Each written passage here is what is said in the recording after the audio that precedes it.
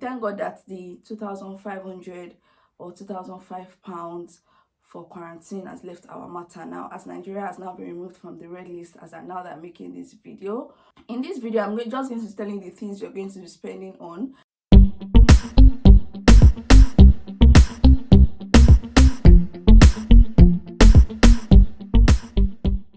Hi guys, welcome back to my channel. It's your baby girl again, MonnyLagos, and I'm here with another exciting video.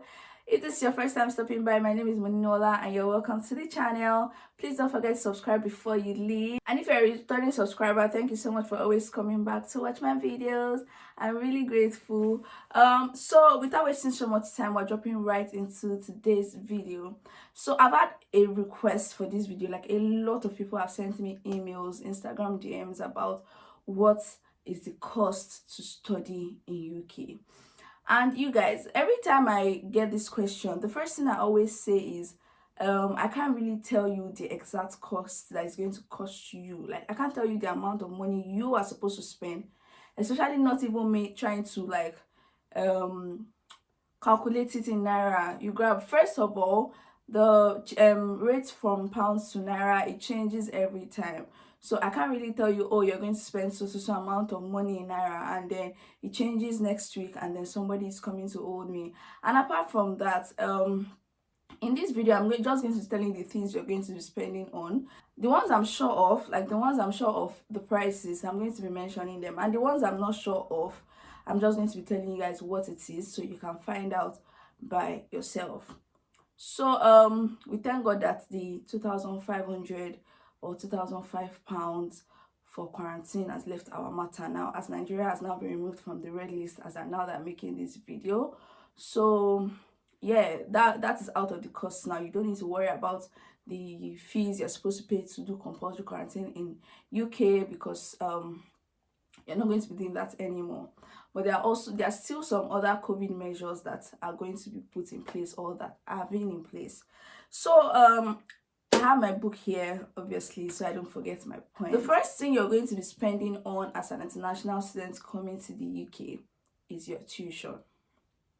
Your tuition is like the reason why you go on to other stages. You're going to spend on your tuition, and that's why I keep saying that when you're checking for schools, please check for the tuition fees right when you're checking for the school, because it is very important.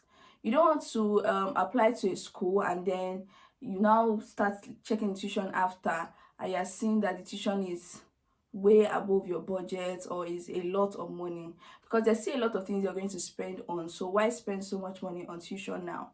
But if you have the money, like I always say, by all means, go for it.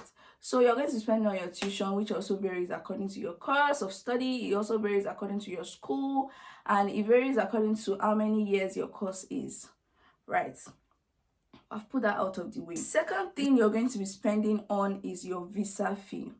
This visa fee comes with what's it called? It comes with immigration health surcharge.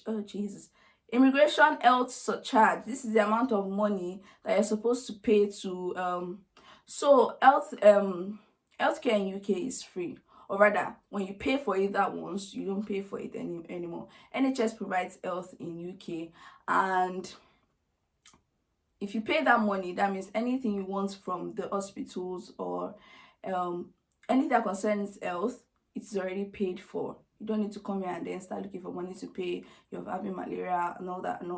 So you need to pay that money when you're paying for your visa fee. And this health surcharge, it depends. I can't tell you this is the amount that you're going to pay for health surcharge. Why? Because it depends on how many years your course is. If your course of study is 1 year, your health surcharge is going to be about 470 pounds. About, you people, I don't want to really give figures in this video because I don't want anybody to come at me after. It's going to be about 470 pounds, which is going to vary to a particular amount of money when you calculate it in naira now, right? So after paying that health surcharge, you're going to pay for visa fee, which is also about 348 pounds. So you're paying the visa fee and health surcharge together. So you can budget, like, let me see, for a 1 year course. Now I'm talking about masters now. For your masters, you can budget like £900 for your visa and health surcharge. It might be less than that and it might be more than that, but about that amount for your health surcharge and visa. So before you can apply for visa, there's some one or two things that you're supposed to put in place. First of all, you're going to have to submit a bank statement of 28 days. Now, this bank statement, I need to explain this thing very well because I keep explaining to a lot of people. The amount of money that's supposed to be in your bank statement. When you get admission from your school, they tell you to pay your first school fees payment, which you're going to pay. That also depends on your school. Or if you have a school that says you pay your school fees at once, which I have not really seen in UK, but I think the Ivy League schools, obviously you pay your school fees at once. But you're going to pay your first payment of school fees, right? The amount of money that is supposed to be in your account is the remaining payment of that school fees you have paid. Let me say, I'm going to use for example, your tuition fee is £10,000 and your school says you should pay £3,000 as your first school fees. The money in your bank account has to be the remaining of that £10,000 that you've paid £3,000 out of, which is £7,000 plus your living expense. Now I'm going to explain the living expense. Living expense inside London is different from living expense outside London, because it's not in news anymore that London is more expensive than inside London is more expensive than outside London. For inside London, your living expense is £1,344 per month, and you're expected to have that money, your living expense of 9 months in your account when you're traveling to the UK. When you want to submit your account, your bank statement to the for visa, that is what you're expected to have. Your living expense for 9 months and the remaining amount of your school fees. So if you're staying inside London, that means you're supposed to have 12,009 £12,009. That's as at today that I'm making this video.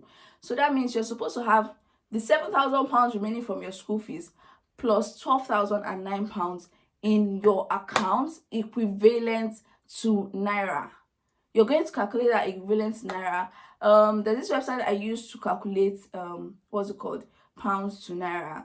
That is like a sensible rate. Is Oanda.com, OANDA.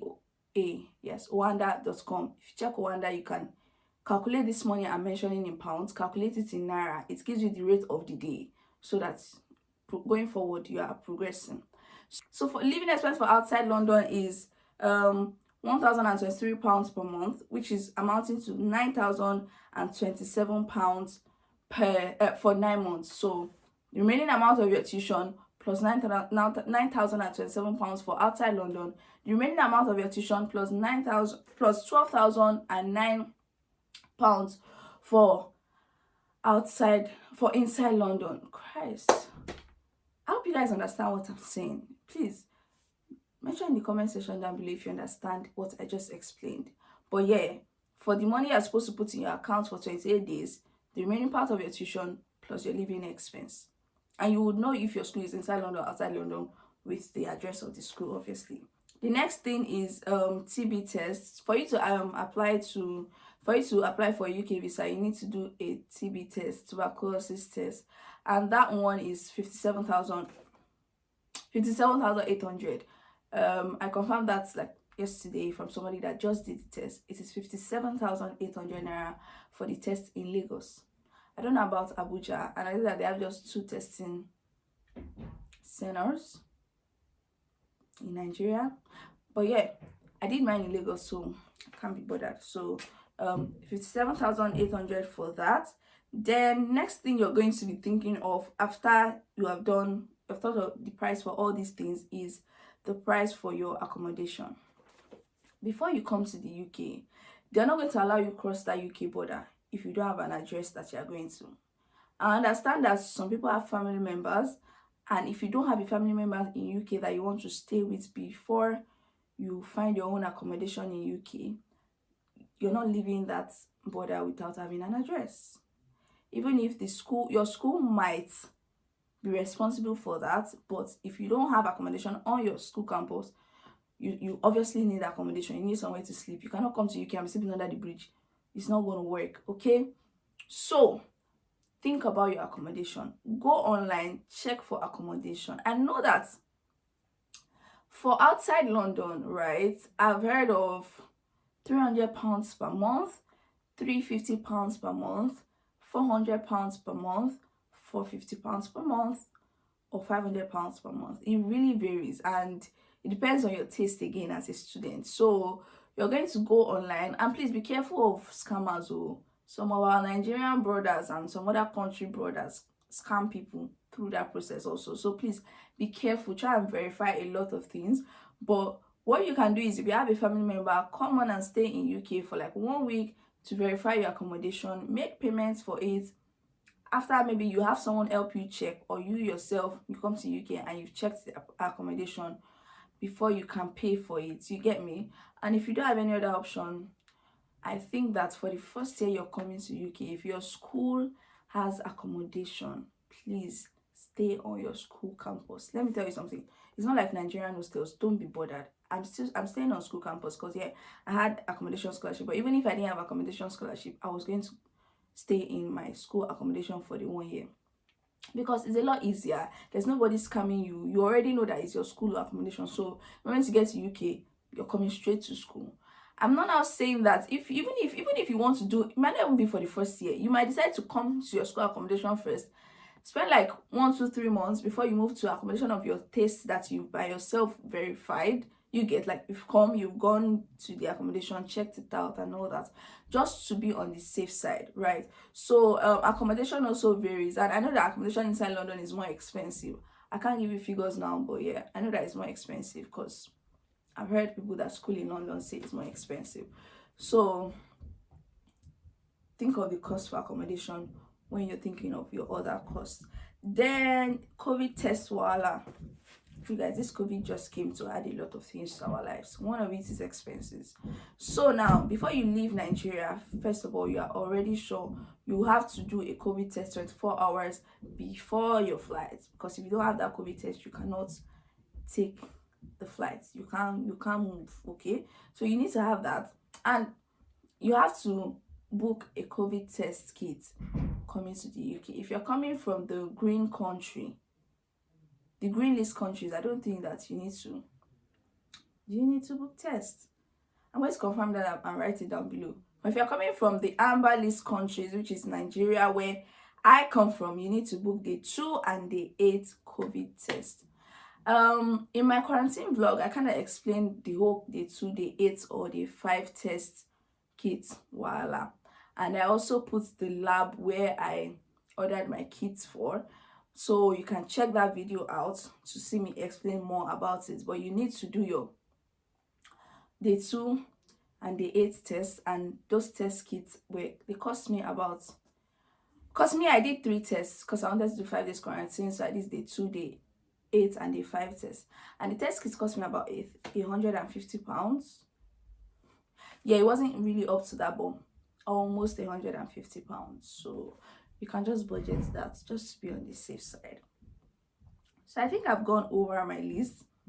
Every other cost now is personal cost. Like, maybe you want to bring food stuff, you want to buy new clothes, which I don't think is necessary. I'm still going to talk about stuff to pack and stuff not to pack when you're coming to the UK. But for the sake of this video, we're only talking about costs, and those are like the pressing costs. Like, those are like the what's it called, most important things you're going to have to spend money on to be able to guarantee your study in UK for 1 year. Please, for 1 year.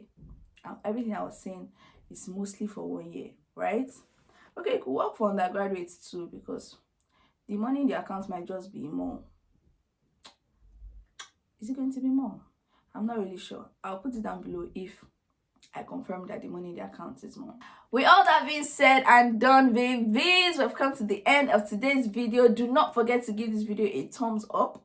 Give this video a thumbs up so that YouTube can recommend my video. Don't forget to watch the ads in this video. The ads you passed in the beginning of this video, go back and watch it. Don't forget to watch the ads. Don't forget to subscribe to my channel. Do not forget to share this video with your friends. And I must say, you guys, I am really thankful for all the love you guys have been showing me so far. I swear, I cannot believe that this is my YouTube channel. I'm not going to lie. It's only the OGs of this channel that can relate to what I'm saying. But I cannot believe that this is my YouTube channel. But yeah, it is what it is. Anyways, thank you so much for watching, you guys. Let's see you in my next video again, babies. Take care of yourselves. And yeah, I still have my email down below. Please send me an email if you do not understand anything. I am very happy to explain it again. My email is down below. The link to my Instagram is down below. The link to my Snapchat is also down below. Please send me a message. And I always reply. I always reply, even if it's like a bit late. But whenever I see your message, I'm going to reply to it. Thank you so much for watching, you guys. Like, see you in my next video. Take care of yourselves, babies. And have fun. Bye.